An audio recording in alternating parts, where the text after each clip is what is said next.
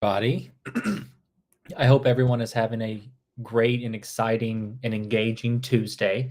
Hopefully, this will make it a little bit better. My name is Luke Robinson, and I'm a business advisor here with Collective. And Collective is an all in one sort of complete financial solution, a formation, tax, payroll, bookkeeping solution for S Corps or people that need to be S Corps. But today we have a little event that we call Tax Tuesday. And essentially, it's a tax AMA. It's an Ask Me Anything to where you can ask me anything about taxes, and I'll do my best to answer it. And to kind of get the legal stuff out of the way, just keep in mind that this is an educational session only. Like, you can't take this as official tax advice. I don't know your situation. To give, specific, individualized, accurate tax advice, I'd have to know your situation better. So before you take any action, on your taxes based on this advice, seek out a tax attorney, a CPA, or some sort of tax professional before you do anything. But now that we've got that out of the way, we actually already have a few questions that have rolled in. So I'll get started. One is a really good one, and it's a lot of it's where with a lot of self-employed people struggle with is how do I get started as a 1099 employee? Just started a job and I'm confused. And I think this happened to a lot of people during the pandemic. A lot of people got laid off. And in 2020 onward, people started freelancing. They started their own businesses. So they went from W-2 employees to 1099s, and they don't, really know how to deal with the reporting or anything else like that. And essentially, what it means to be 1099, a 1099 employee, is that you're self-employed. You're a 1099 contractor, and you're contracting with a company or a client. You're not employed by them as a W-2. And essentially, what's important with a 1099 employee, or it's not a 1099 employee, it's just a 1099 contractor, is you need to send in a W-9 form to whoever's paying you. And that form, it'll let you, list your name, the name of your business, your social security number, and everything like that. And then it'll tell whoever's paying you, which company to pay, things like that. And then you also need to keep a few other things in mind. Since you're 1099, that now means you're self-employed. So you get to, as a self-employed person, you get to write things off. You now have business expenses. You couldn't do that when you're a W-2 employee, but you can now. So, and that brings me into my next question here. This is a question from Curate Interior Designers from Instagram. What percentage of my mortgage can I write off, for my home office? Well, how you do that is essentially, it's a matter of square footage. You take the total square footage of your home. So let's say that your home is, 3,000 square foot. And then you measure the square footage of whatever business area use or whatever business area, how large the business area is. So that you use for business in your home. So like a home office, you literally measure the square footage of that home office, of that room. And what you do is you take that square footage and you divide it by your total, dwelling square footage, and that gives you a percentage rate. So, for example, let's say that your house is 3,000 square foot, and let's say that your office, let's say you have a big office, and it's 1,000 square foot, just to make the math easy. What you do is you take 1,000 and you divide it by $3,000 or 3,000, and that gives you 33%. And what you do is you take that 33% and you multiply it by your mortgage interest, not your mortgage principal. You can't write off your principal. Like that's, that's not an expense. That's a repaying of an investment in a personal asset. But you can write off 33% of your mortgage interest. And not only that, you can write off 33% of other expenses too, like your cell phone bill, your HOA bill, any cleaning fees you may have, things like that. So there's several expenses that kind of fall under the umbrella of the home office deduction.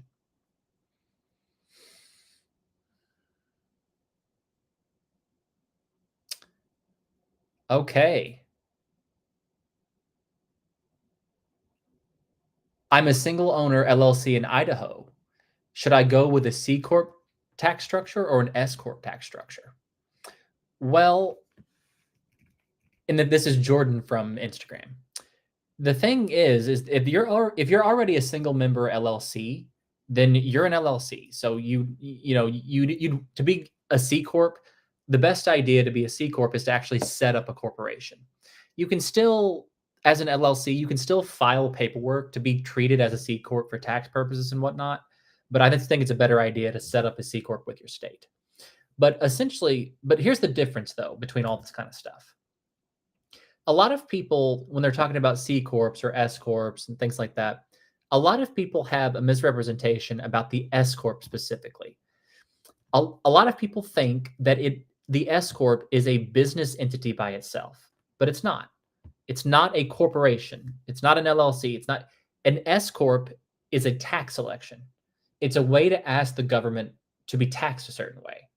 So you either have to be either an LLC, a partnership, which is essentially a multi-member LLC. That's what a partnership is, and or corporation. Those are the three entities that can elect S corp tax status. And what that does essentially is, let's say that you're an LLC, because that's what most people do. That's what most self-employed owners have. They have LLCs. That's what most people need. And let's assume that you haven't made an S corp election yet. You're just an LLC. That means that you were paying the maximum amount of self-employment tax. Self-employment tax has a flat tax rate of 15.3%. And let's assume that you're making 150,000. Before you make an S corp election, how you'd come up with your self-employment tax is you take 150 grand and you'd multiply it by 15.3%. That's true whether you're a sole proprietorship, without an LLC, or whether you have an LLC set up. It doesn't matter. But let's say that you make an S corp election. And that happens with the federal government, by the way. That's with the IRS. And it's a form that you send into them that indicates that you'd like to be considered an S corp for tax purposes. And essentially what that does is as the owner of the LLC, it creates an employee-employer relationship between you and your own business, between you and your own LLC. You're still the owner of your LLC, of course, but for tax purposes, you are now also an employee. And since you're an employee, your business will pay you a salary. It'll pay you a wage, just like you'd receive if you work for someone else, like as a W-2 employee. But the advantageous thing about the S corp tax structure is that now the only chunk of your earnings that's subject to the self-employment tax is your salary. It's whatever you choose to pay yourself. So for example, like I said earlier, let's assume that you make $150,000. And let's also assume that you pay yourself $50,000. Let's assume that that's a reasonable salary. That first $50,000, your W-2 salary, that's still subject to the self-employment tax. You can kind of think of it as a payroll tax at that point. But the other 100,000, or just the rest of your money, outside of your salary, those are considered distributions. You can kind of think of them as dividends, conceptually speaking. That chunk of money is not subject to the self-employment tax anymore. So, in that situation, it can save a small business owner quite a bit of money in taxes. In that situation, it saves them $15,300 because they have 100 grand in distributions.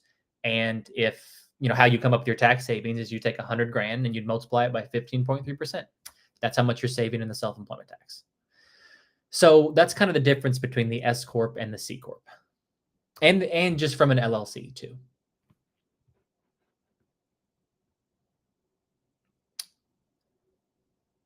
Here's another question. What's the best thing for me to do if I want to form a business with partners who are mainly overseas? Ooh. Well, I'm not a tax attorney, so I don't have a lot of experience with, overseas dealings and overseas contracts and things like that. But I would assume that you would just set up a multi-member LLC in the states, in the United States, wherever you live, wherever you reside, your state.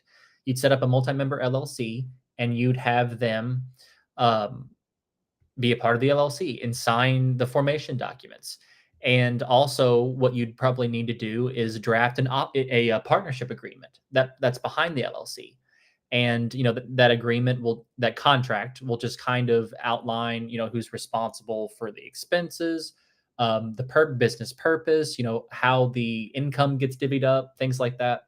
And then usually your partners who are overseas have to deal with the international tax implications. But again, before you do anything like that, I would totally talk to a tax attorney who could help you out with the best practices on that.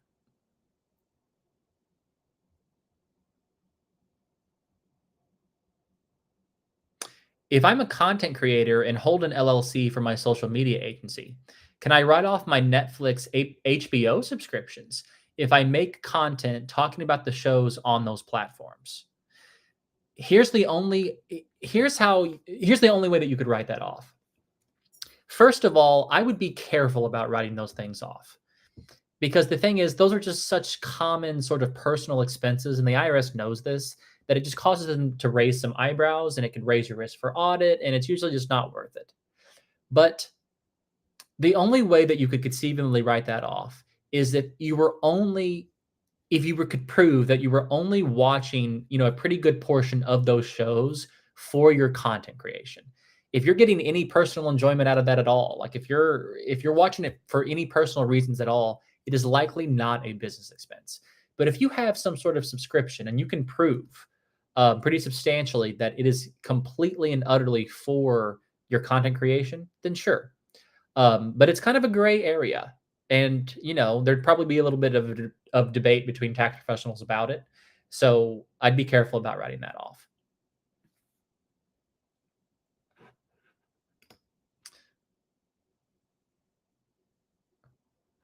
Whoa, what records should a small business person keep for tax purposes?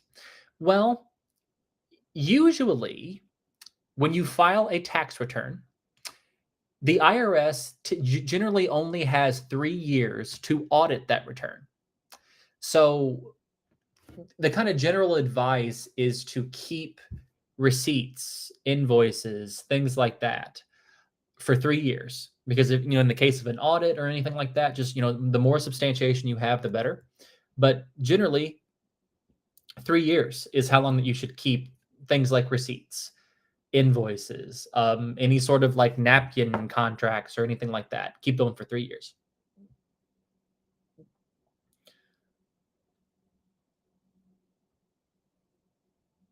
How can a business owner plan for tax efficient retirement savings?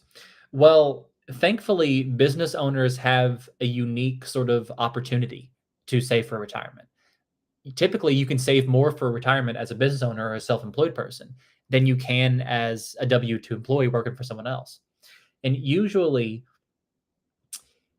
you can only, as an employee, you can only contribute up to the individual employee limit, which is around $20,000. It's somewhere within the $20,000 range. Give a few thousand here or there.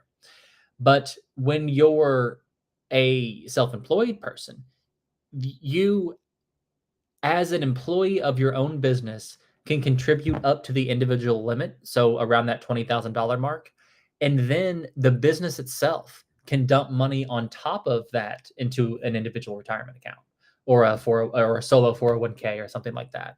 And you can save up to, I want to say it's around $63,000. It might not be exact, but it's around there. So your tax advantage is really sort of expands when you become a small business person.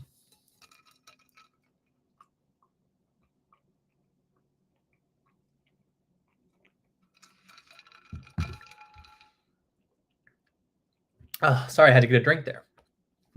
What are some good tips for getting started with an S Corp? My partners and I just elected and want to make sure that we have our ducks in a row. Well, I guess when you say my partners, obviously that assumes that you're a partnership. You have, multiple people on an LLC, usually a multi-member LLC. And essentially what you need to do is, it kind of depends on when you've elected. if you've elected this year, like if you're going to be an S corp for the entirety of 2023, then I would say that you want to make sure that you run some sort of payroll before the end of the year. Like, come up with a reasonable salary for yourself and run it through his payroll and pay those self-employment taxes on that and take distributions for the rest. So that's one big thing. And then just make sure that you file your S corp tax return, because you have that now. Like if you elected to become an S corp for the entirety of 2023 or for a portion of 2023, you now have an S corp tax return. And now you have an S corp tax return instead of a partnership tax return. Because when you're a partnership, when you have two or more people on an LLC, then you're automatically required to file Form 1065. It's a partnership return with the IRS. But now when you elect S corp tax status, you're filing a different return, and it's called an 1120S. It's an S corp tax return, so you're filing that. But that's only if you elected in 2023. If you elected just going forward for 2024, then you just need to make sure that each of the partners get paid a reasonable salary for the work they do in the business.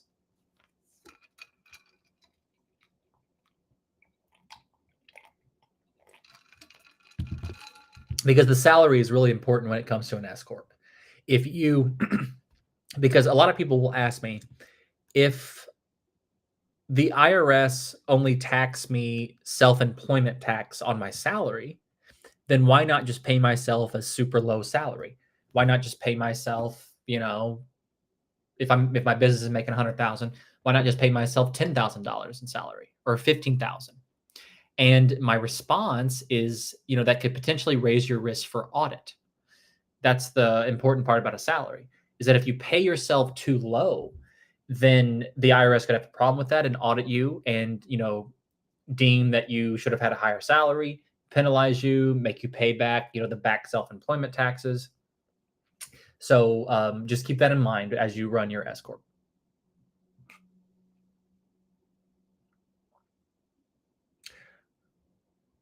All right. This is a great question.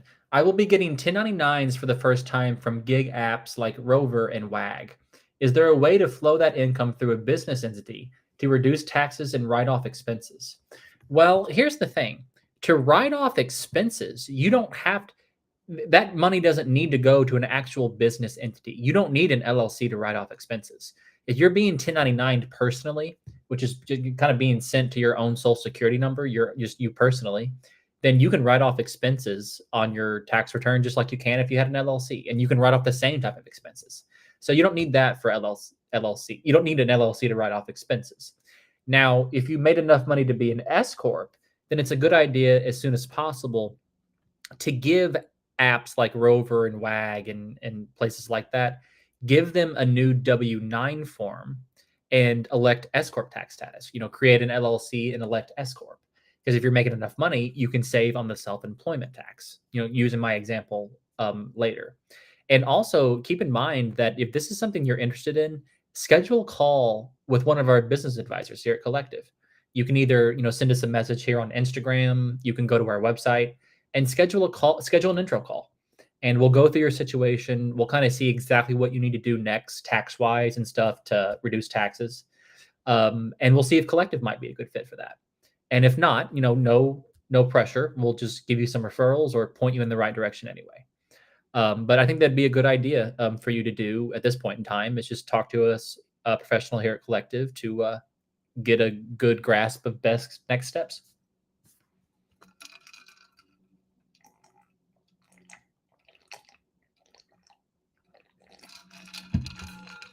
Okay.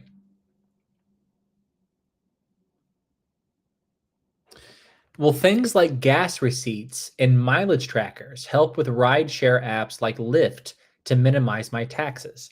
Is there anything else I should do to increase my tax savings? Well, that's a great question, and I can speak to this specifically because I used to drive for Uber, and I'm sure it's the same way with Lyft. But honestly, gas receipts and mileage trackers are a little bit less important because I mean, Uber does this, and I'm sure Lyft does too. They will record your online miles. How many miles you've driven, while you were online on the app. You can write those off. And what you just need to do is just every year they'll give you a report of how many online miles you've driven, and to write those off, all you've got to do is take the total number of miles um, and multiply it by the standard write-off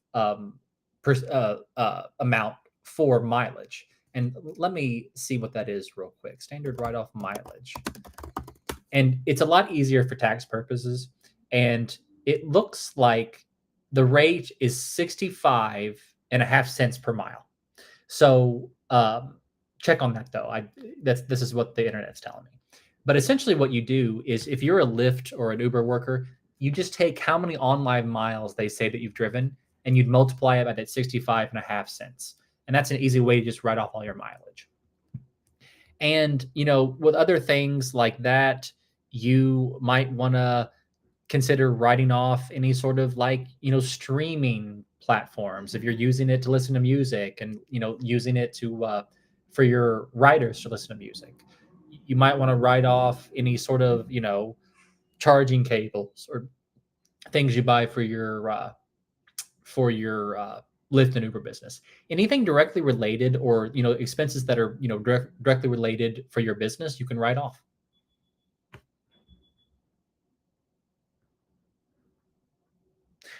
How can a business owner efficiently track and manage tax deductible expenses?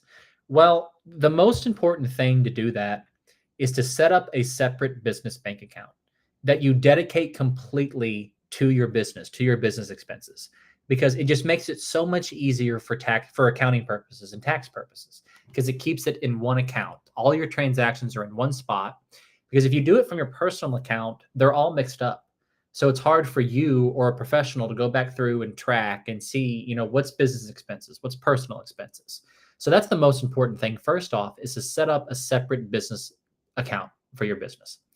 Next, it's usually a good idea to get some sort of bookkeeping software like QuickBooks or Xero or something like that, and hook it up to your business bank account, and it should kind of automatically or help you automatically categorize your transactions and run your accounting. So those are the two main things I'd say: set up an account and track them in tax software.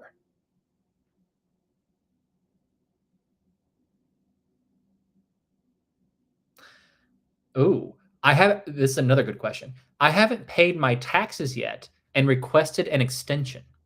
Can I roll my 2022 taxes into this upcoming tax year? Will I still pay a penalty fee? Yes, requesting an extension on your personal return. So let's say if you've requested an extension on your 2022 tax return, that doesn't give you more time to pay your taxes. That only gives you more time to file. So your taxes are still due on April 15th. So even if you're filing an extension, the IRS still wants you to pay what you think you owe by April 15th. You just kind of have to guess and estimate.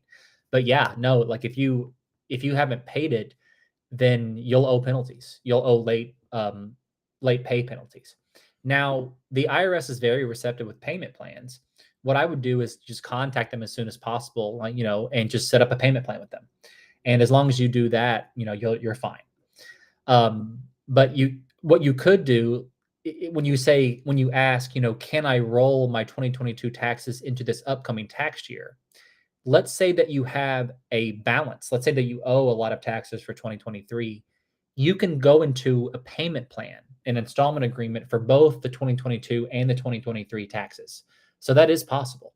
Now, if you owe a lot and would have trouble kind of affording that monthly fee that the IRS would give you, it's probably good to go to a tax professional and have them assist you with maybe some tax representation to get it taken care of.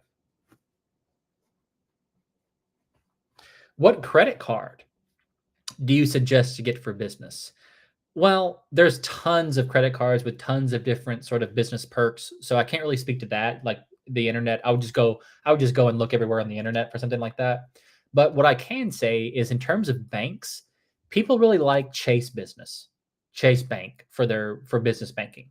They have a lot of really good credit cards, and they have a lot of really good integrations and sort of like several sort of banking features and softwares that you could take advantage of. So I would suggest Chase Bank at the very least.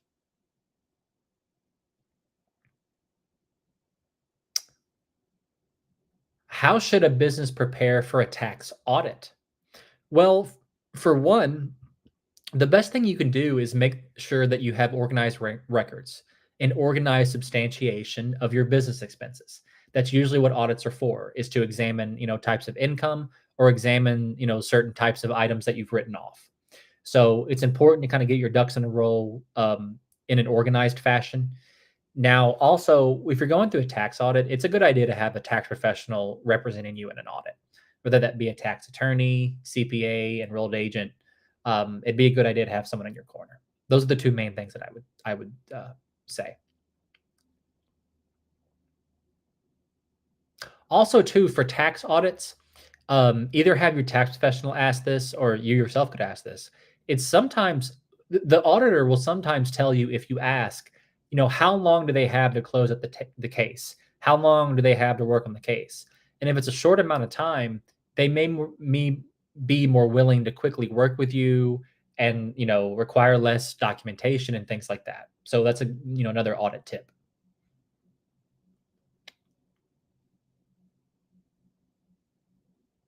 What are the tax considerations for a business operating in multiple states? Well, there's this thing called Nexus, and it's just kind of a body of tax knowledge that has to do with all different tax treatments in different states. Unfortunately, each state has different tax law. So it's really hard to answer it just generally. But generally, you're taxed wherever you live. Even if you have, like, let's say that you're a consultant in Florida and you have clients in New York and California and just elsewhere, usually you only have to worry about taxes where you do business, which would mean Florida. So keep that in mind. I'm thinking about starting a design business. I currently work at a design company, but want to start my own venture. Any tips you can give me for business formations before I get started? At the very least, I would probably set up an LLC and set up the LLC wherever you live, wherever your state is. That's just to remain in compliance. That's where you like don't set up an LLC in Delaware or one of those random states if you don't actually live there. That's the first thing I would say, and get the LLC set up. Then the next step is to get an EIN number, and that's after you set up your LLC. And an EIN number, you can kind of think of that as kind of like a social security number for your business. You can use it for banking, you can use it for contracts. It's a good idea to get one. And you can do that straight from the IRS website, and it's free. It's a free service. Don't pay some random service online $100 to get you an EIN. It takes 5 minutes to do. So set up your LLC, get an EIN, and open up a business bank account. That's really important. And just start having your clients and your design clients pay your business bank account. And then you should be all set.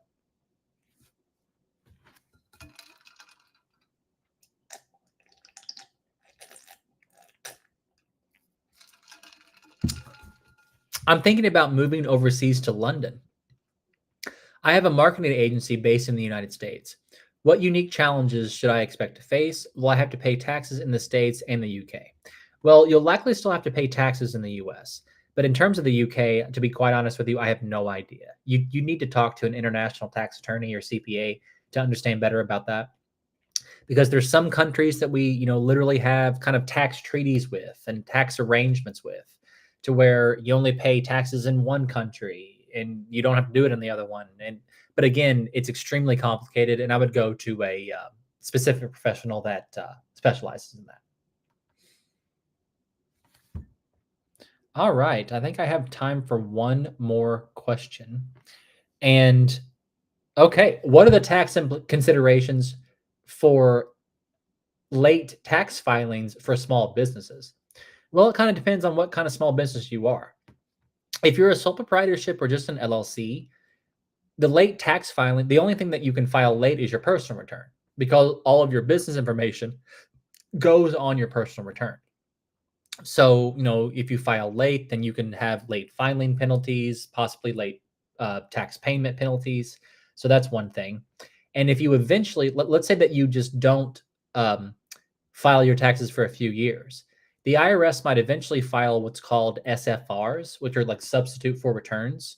And it's the IRS just kind of files a return for you based on the information reported, based on the income information reported under your name, and they don't give you any deductions, business expenses, or anything like that. But that's all the time that I have this week. I actually have a call with a prospective collective member. But as always, I have so much fun every week answering these questions, and we hope to see you next week for another Tax Tuesday.